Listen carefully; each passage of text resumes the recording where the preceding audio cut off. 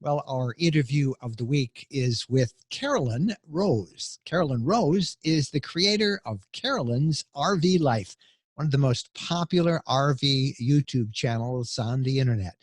Now, Carolyn has not always been an RV nomad. In fact, she began her career as a marketing corporate guru based in the Bay Area around San Francisco.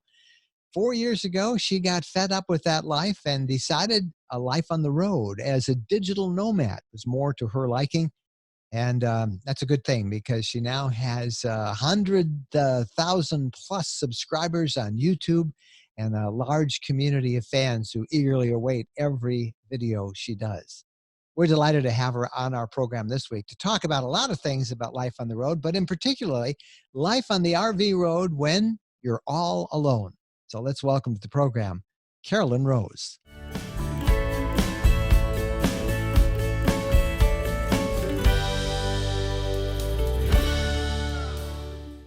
Well, I am really excited in this episode to welcome someone who I actually follow a whole lot on YouTube. And if you're one of the junkies of all the different RV YouTube channels out there, you know Carolyn's RV Life.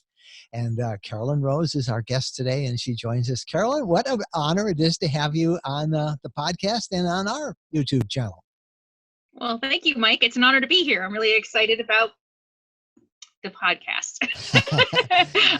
I'm excited about, this is my very first podcast, actually, so I'm excited about podcasting. Oh, you won't have any trouble on it. In fact, your channel lends itself to a podcast. You probably need to start a podcast on your own. You have a huge following, and we'll certainly link to it in the description below the video here and on the podcast.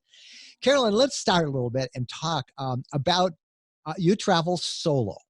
I do. And you are certainly not alone. It is one of the fastest growing categories, I think, of use out there are solo travelers, and particularly solo female travelers. Yeah. Tell us how you started, why you started, and begin with your corporate background. You had a 9-to-5 corporate job that you gave up for this RV life as a nomad. Yeah. So do you want the long story or the short story? How about medium story? Because I got lots of other questions too. So, I've pretty much known since I was a teenager that I wanted to be a nomad, but back then it was all like, I can't do that. That's crazy. Gypsies do that. That's just not what people do. And so I spent the next 4 decades chasing an education and a career and a house and, had the husband and everything and put all of what I really wanted on the back burner. I ended up with the career. I ended up with I actually worked for a small company that worked for very large corporations. So it ended up feeling very corporate. And I was in sales and marketing. I had the house, I had the husband, I had the job that I dreamed of having. I had everything on paper that I thought I wanted, that I had been chasing my whole adult life. And yet I was 70 pounds overweight. I was drinking myself to death. I was miserable. And I made some changes in my life, started getting healthier, and went back to one of my first loves, which was backpacking. And fast forward a couple of years, I divorced my husband. We lost the house in the 2008 crash, and that's a whole other thing, right? Chasing the American dream only to have it ripped away by no fault of our own.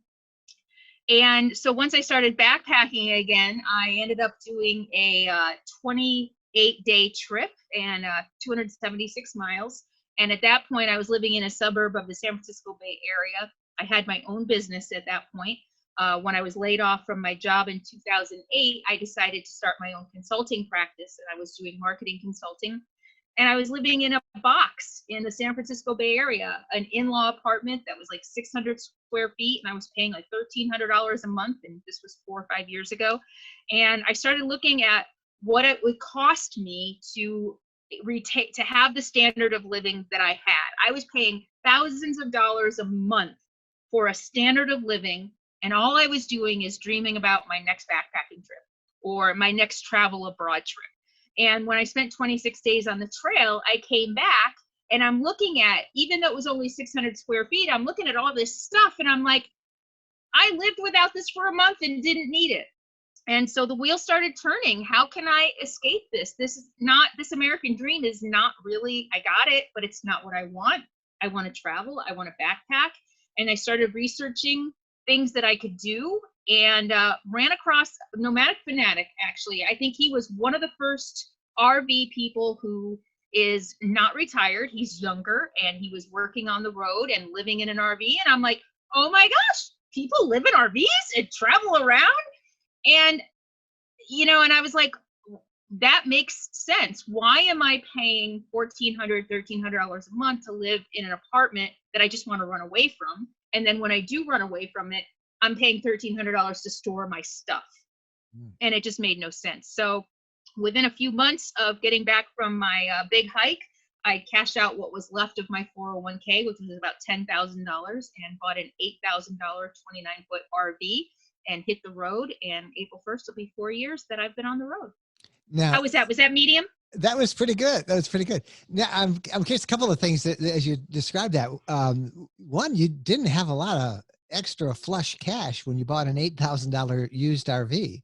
No.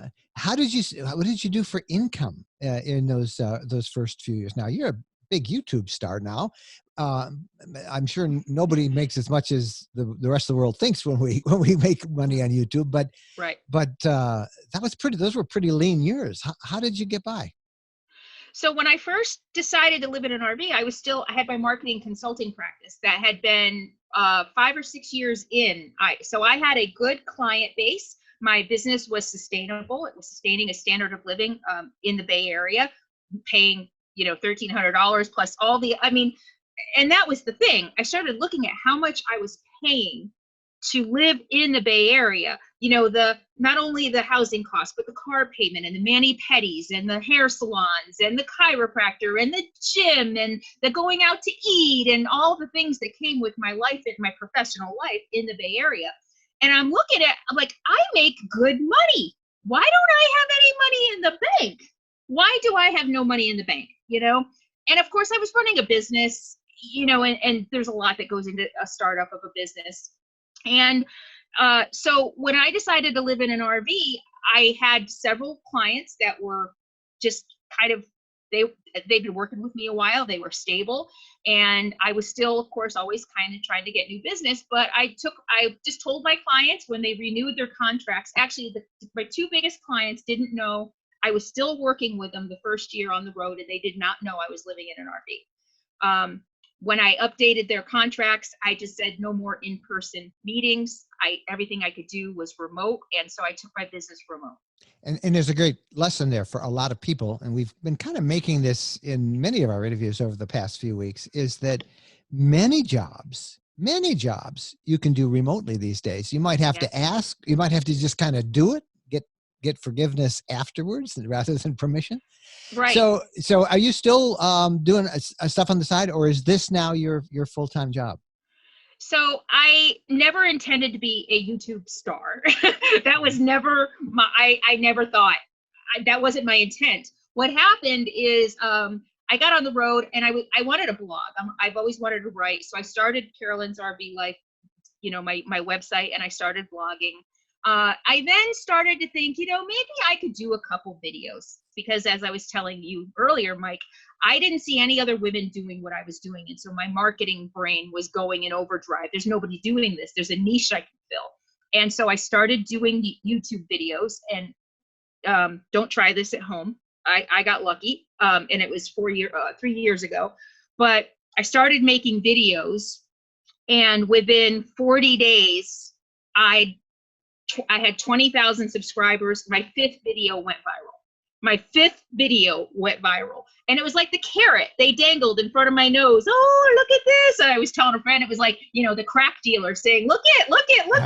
So my fifth video went viral. I've done 300 videos and not one has gone viral since. So I don't know what that was about, but I originally was going to do it just for fun and maybe a little extra gas money. And it took off, and I enjoyed making videos. I enjoyed connecting with an audience of like-minded, mostly women, but men too, who were kind of reevaluating their lives in the American dream as well. And I loved that part of it. And I loved that I was helping people. And about 6 months of continuing my consulting business, and making videos, I came to a point where I had to make a choice, because I came on the road to work less and instead I was working double, and I had to make a decision, and I decided I wanted to follow my dream and my dream really had always been to like be a travel blogger. As long as I could remember, I wanted to be a travel writer, and vlogging was the next best thing. And so about 6 months in, I sold my clients off, and the rest is history. Now, that takes us full circle to the way you travel. You are first and foremost a boondocker. It seems every video I look at, I don't know if I've ever seen you staying in a big commercial campground. The question, the number one. In fact, let's say, what's the number one question you get? And this, I'm sure, the one we get too. Number one boondocking question that Carolyn gets. Aren't you afraid? Aren't you afraid? Is it safe? Yeah. Yeah. Is it safe? Yep. Let's answer those. Oh, okay. It's not just a rhetorical question. It is a rhetorical, but I want to make sure it was the same one you get all the time, because that's what was that yours too? Aren't you afraid? Always, is it safe? Always. And even though Jennifer and I travel together, I travel with my wife all the time. We always get that. Well, aren't you afraid? Aren't you afraid? Yeah. And our answer is, listen, the bad guys are in the city. That's where the action is. It's not. I mean, there are bad people everywhere, but right. But talk about that, particularly in our culture and our time as a woman solo traveler. What's it like? There's a lot to this, and I could talk a lot about it. I've had regional differences too, whereas like in the South, like people want to take care of me, but the bigger picture is, I'm a backpacker. I solo backpack 26 days out in the wilderness by myself.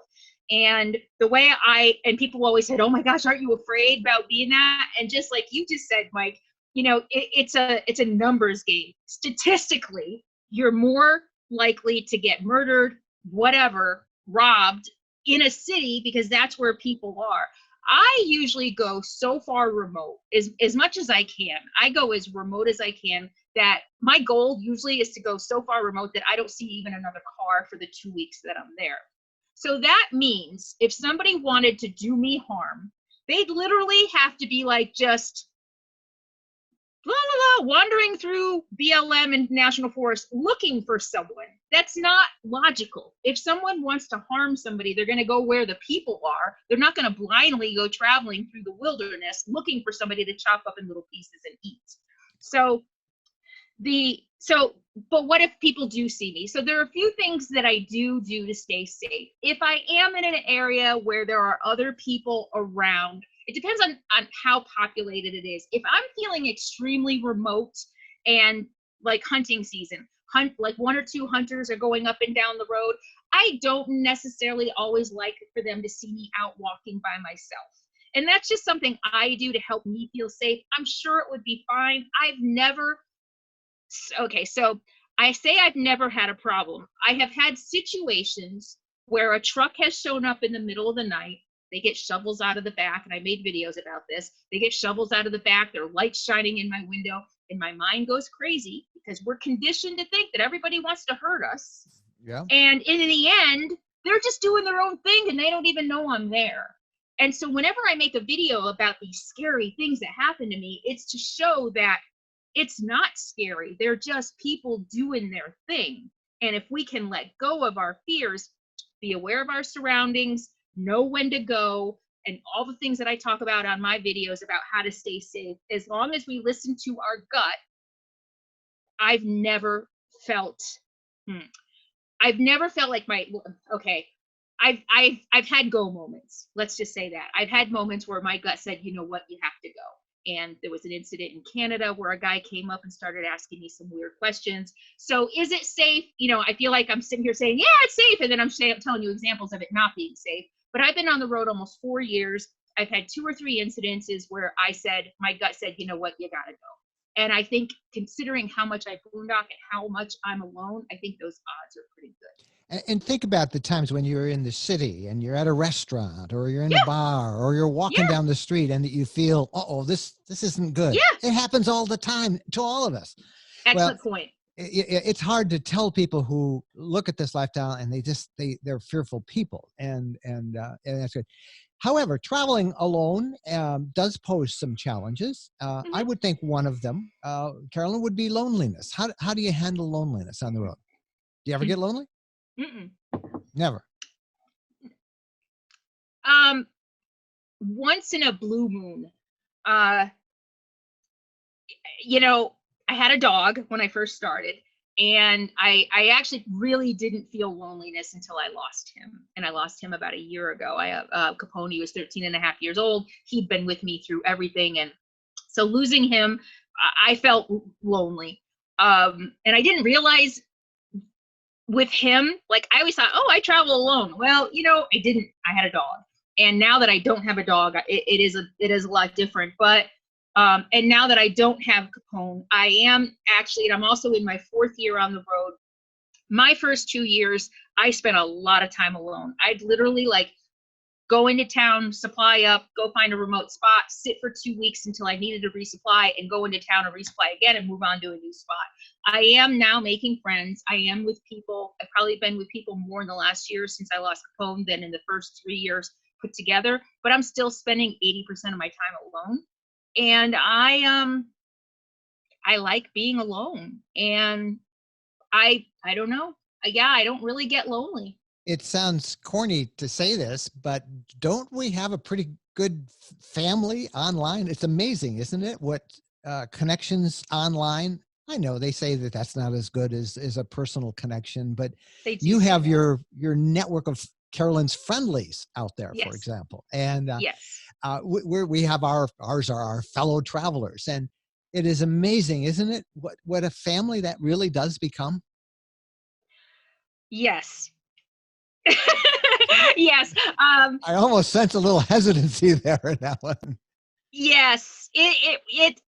Oh, it's hard. I'm an introvert. I can kind of go either introvert, and I can also be very extroverted. Sometimes it's honestly, I'm going to be completely honest. Sometimes that's a little overwhelming for me.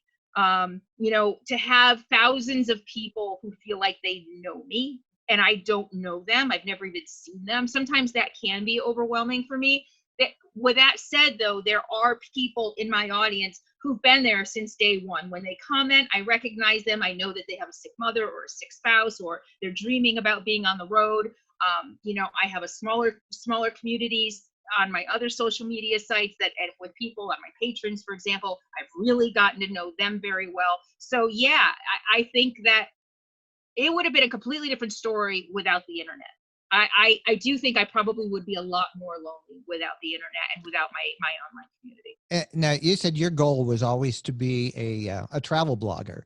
So Mhm. that's a question. Would you do this if you were not making videos and sharing the things that you see? Oh, If absolutely. you would, This was I never my goal. not to tell the stories and see the places and report about. Because I think for us, I don't think I would do it if I couldn't share it with other people through. I love to tell stories and do videos. You know, that's for us. But so you'd do Yeah. it even if you didn't have the outlet Well, of. because when I started this, I never intended to do this. Blogging, though, yes, I think, but I don't know. It's hard to say, and sometimes I often lament the fact that I never just got to be a nomad.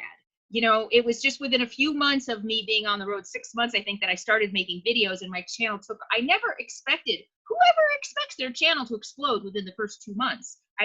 Like I said, I just thought, oh, a few people will watch my videos, and all of a sudden I'd go to RTR and there's crowds of people wanting to meet me and hug me. And so I never really got to just be Explain on. RTR for that's a lot of people don't know Bob Wells, and they don't know or the whole history of Rubber Tramp Reunion. Rendezvous. Rubber Tramp Rendezvous. Rendezvous. Yeah, like the old trappers and the campers and the mountain people, in the old days. It's the same thing. It's a big Yes. thing. Do you ever have people knocking on your door and saying, Carolyn? Yes. That's a little Yes. creepy, don't you think, And sometimes? even though I specifically asked people not to do that. It And is well, creepy, though. They do that. it's because, especially being a woman out here alone, I never know who's knocking on my door. And so, yeah, but, besides the whole YouTube thing, though, you know, I don't know. I imagined living off grid. I really imagined. I have two ways to connect to the internet now, which was not my plan when I first started. So I am a lot more connected than I intended to be when I really just wanted to live on public land and read and hike and write. I never intended it to be what it is today. Well, I'm glad it is what it is today, because I am too. I thoroughly enjoy watching you Thank you. and being one of your friendlies. Thank you. We're recording this basically a week before Christmas, and so Merry Christmas. And Merry Christmas. people will say, "Yeah, but what do you do at Christmas time?" So what does Carolyn do at Christmas time? The last couple of years, wow. Wow. You know what? I actually think I hadn't thought about this. So I got divorced about 10 years ago. And the time between my divorce and hitting the road, I spent every Christmas alone.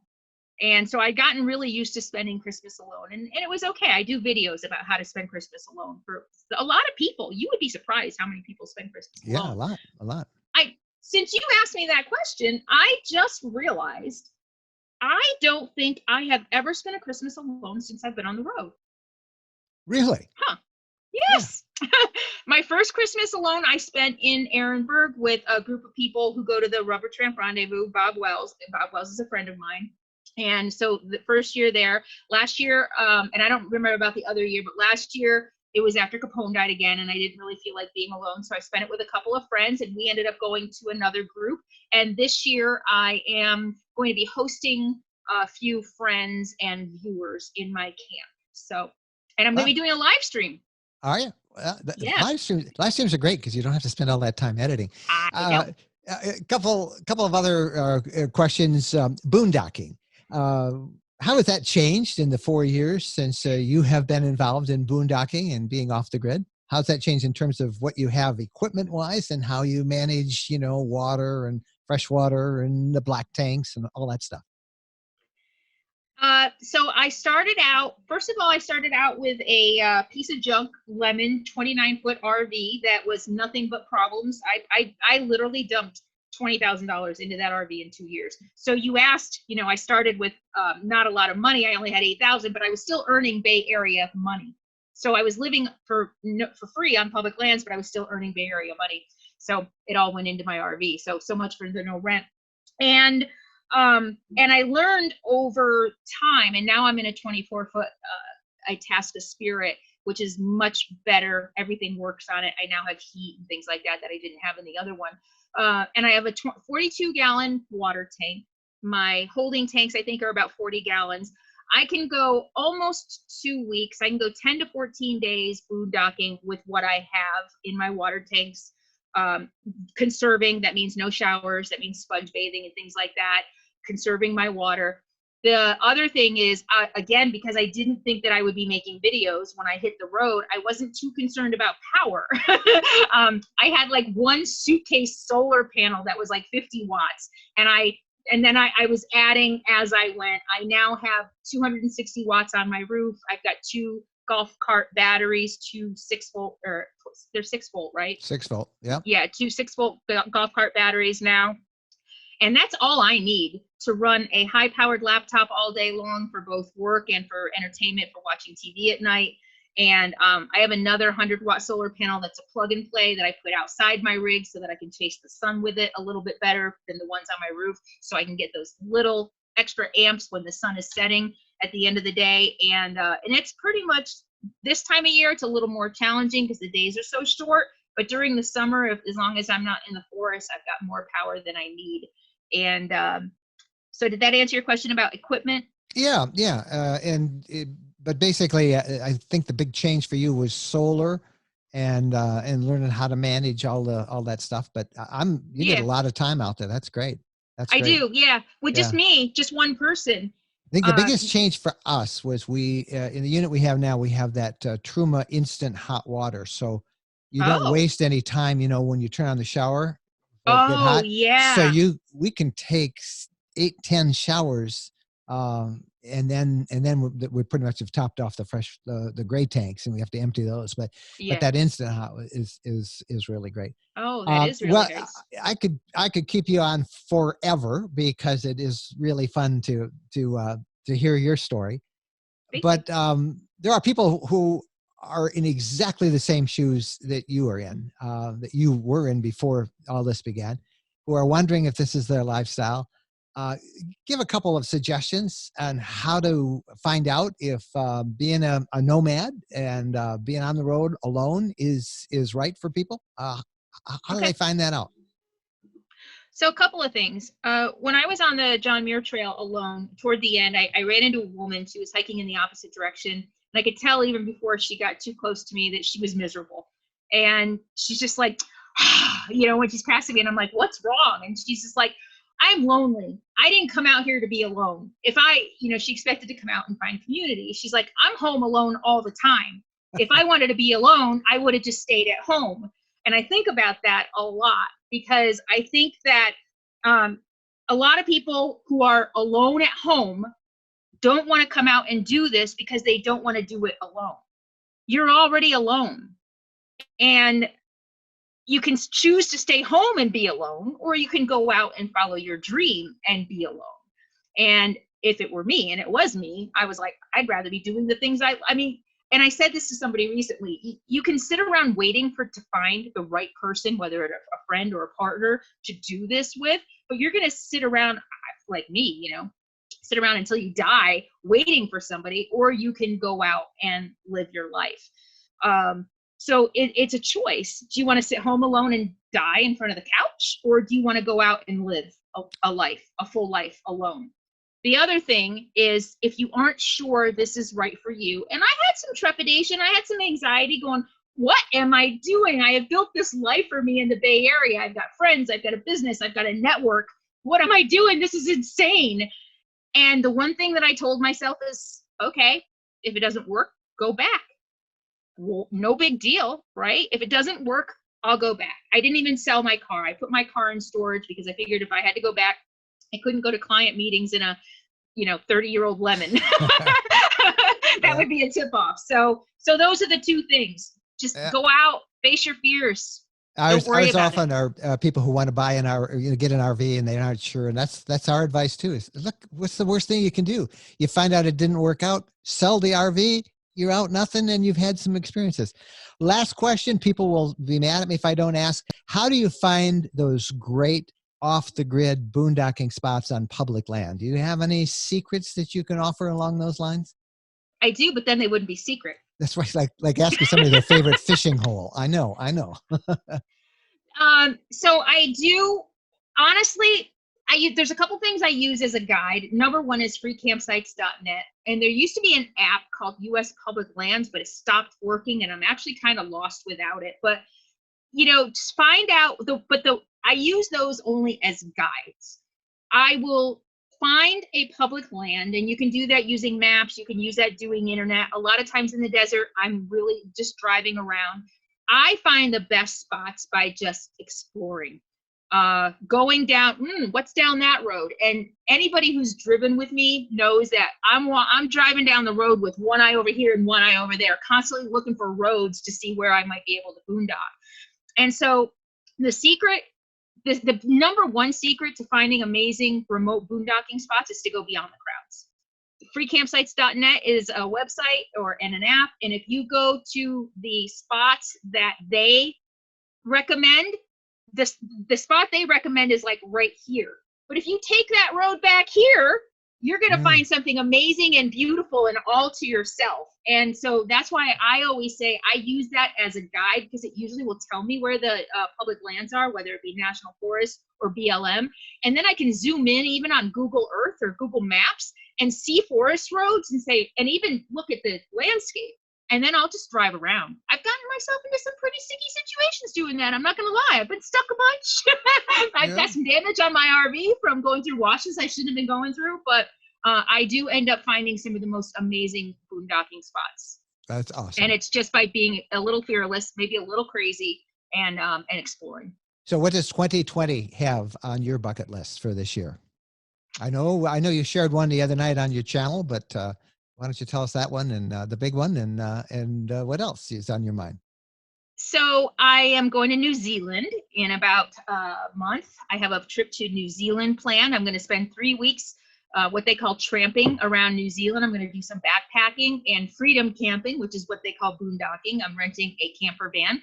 So New Zealand. I also have been mentoring a beautiful young lady for since she was 5, and I always told her when she graduates high school, I will take her wherever she wants to go, and she wants to go to Paris. So I have a trip planned, big year of international travel. So I'm going to Paris in June, but that's why I live in an RV. Without the high cost of rent, and now that I'm not dumping tens of thousands of dollars into an RV, I can afford to do things I love to do, and that's more travel. And then beyond that, I don't know yet. I don't know yet. Depends on what's down that road, right? It depends on what's down that road. Exactly. Yeah. Take it day by day. Carolyn Rose, thank you so much for making some time for us on the RV Pleasure. lifestyle. It's great. I can't wait till I run into you out there on the road and we get to share some conversation around the campfire. That would really be great. And I can give you a good dog fix with our dog Bo. He loves them all, loves everybody. But you and Bo will get along great. So I saw the picture. What kind is it? An Akita? He's a Norwegian Elk-Hound. He's a Norwegian Elk-Hound, and he is he's a ham bone. He's in every picture, every shot we shoot. He's making an appearance. So he likes. He's a bigger celebrity than we are. So, all right, Carolyn's RV Life is the YouTube channel. We'll put links to it here. Merry Christmas, Happy New Year, and we'll see you out there on the road. Thank you, Mike. Bye. Well, thanks to Carolyn for making time for the interview of the week. You can find a direct link in the video description below to her, Carolyn's RV Life channel on YouTube. And if this is the first time you have watched our channel, welcome here to the RV Lifestyle channel. Besides the interview of the week, we have regular videos of places and tours and ideas and tips about the RV lifestyle. We invite you to look around and find them. And we also invite you to like the videos, subscribe to our channel, and when you do, hit that little bell icon so you'll be notified when new videos are available. I'm Mike Wendland. This has been the RV Interview of the Week. Thanks for watching.